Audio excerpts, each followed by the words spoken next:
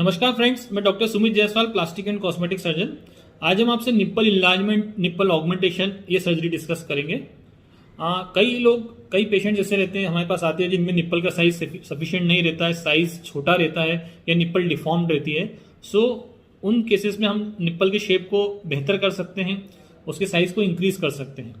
एक और group of patient रहता है जिसमें हम लोग male to female transgender surgery जो करते हैं, जिसमें हम लोग ब्रेस्ट इम्प्लांट डालते हैं।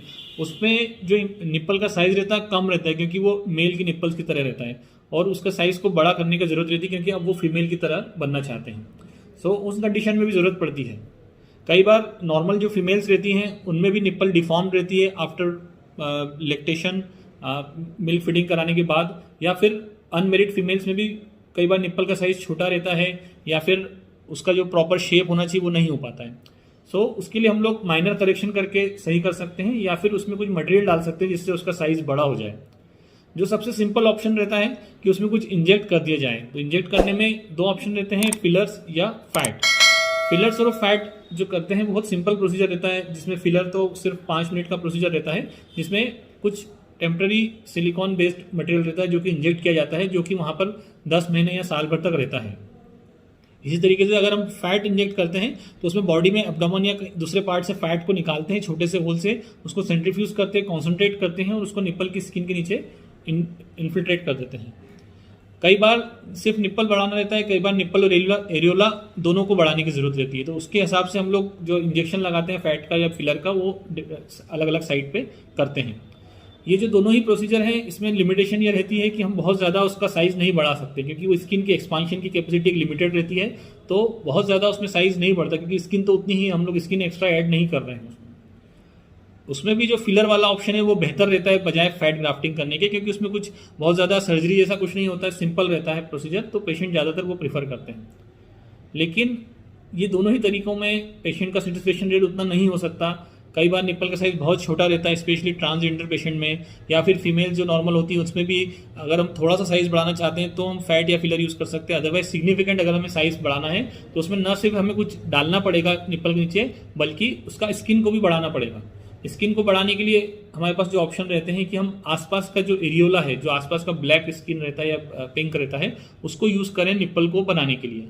जो ये सर्जिकल टेक्निक हम लोग आपसे डिस्कस कर रहे हैं, इसमें हम लोग निप्पल के साइज को सर्जिकली बढ़ाएंगे, जिसमें आसपास का जो एरियोला का स्किन है उसे मोबिलाइज करके या उसको स्किन को यूज करके हम लोग निप्पल को शेप देंगे और इसमें बहुत बेहतर प्रोजेक्शन बन पाता है। बहुत जितना साइज हम बढ़ाना चाहते हैं उतना बढ़ा सकते हैं और एक प्रॉपर लुक आ सकता है, जो कि फिलर्स और फैट इंजेक्शन में नहीं आ पाता है।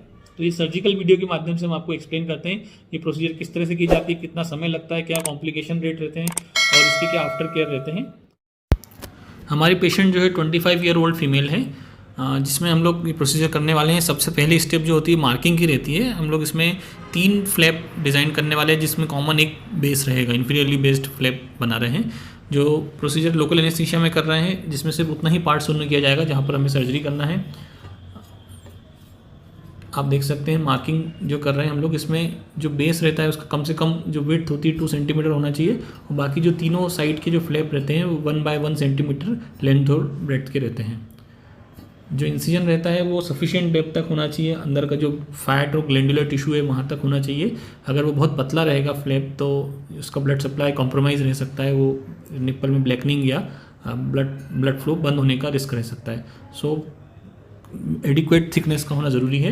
यदि बहुत ज़्यादा मोटा भी रहेगा तो वो निप्पल बहुत बड़ा बन जाएगा और वो क्लोजर होने में भी दिक्कत होगी। तो हमें जस्ट सफिशिएंट एक इंटरमीडिएट साइज़ का, डेप्थ का, थिकनेस का फ्लैप उठाना रहता है।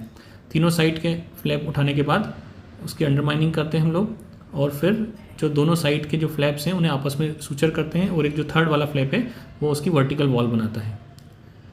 जो प्रोसीजर रहता है इसका ड्यूरेशन लगभग 30 मिनट टू 40 मिनट्स रहता है। उतनी देर में दोनों साइड का हो जाता है और उसके करीब 1 घंटे बाद हम लोग पेशेंट को ऑब्जर्व करने के बाद डिस्चार्ज कर देते हैं।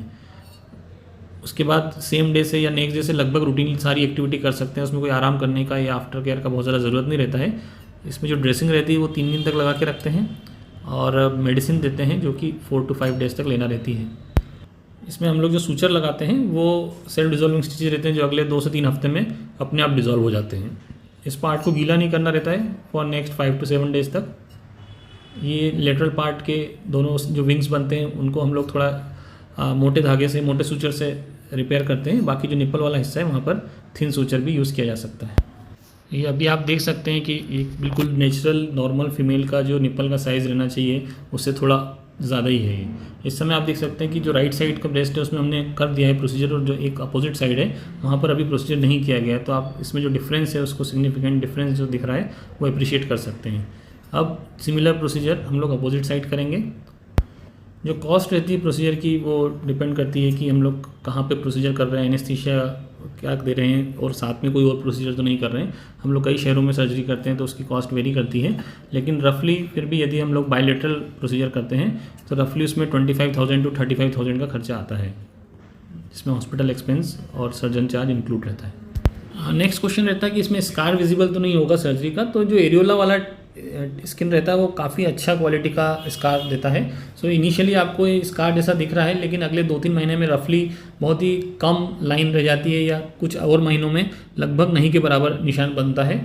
और उसके लिए हम लोग कुछ एंटी स्कार ऑइंटमेंट भी एडवाइस करते हैं, जिससे लगभग कोई विजिबल स्कार लॉन्ग टर्म में नहीं रहता है।